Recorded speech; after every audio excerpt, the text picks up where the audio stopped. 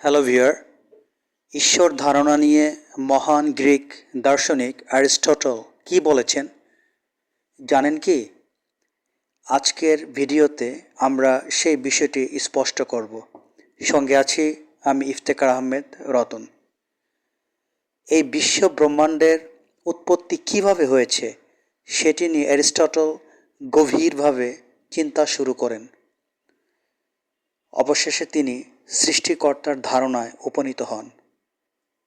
তার মতে এই মহাবিশ্বের সব কিছু কার্য কারণ শৃঙ্খলে আবদ্ধ, অর্থাৎ একটি কারণের পিছনে আরেকটি কারণ বিদ্যমান আছে।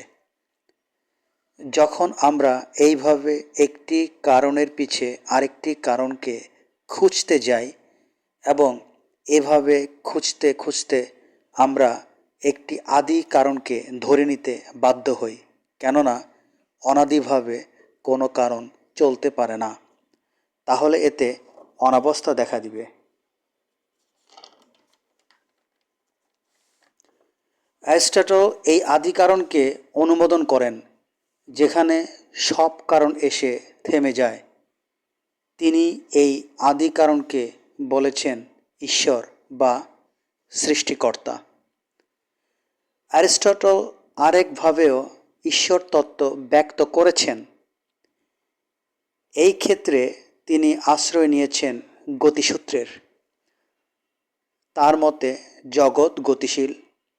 জগতে যে সৃষ্টি বা পরিবর্তন হচ্ছে তার মূল কিন্তু গতি, অর্থাৎ গতির কারণেই সৃষ্টি বা পরিবর্তন হচ্ছে। একটি গতি কিন্তু তার পূর্ববর্তী গতির কারণ, এবং এইভাবে একটি গতির পিছে আরেকটি গতিকে খুঁজতে খুঁজতে অবশেষে আমরা একটি আদি গতিকে ধরে নিতে বাধ্য হই।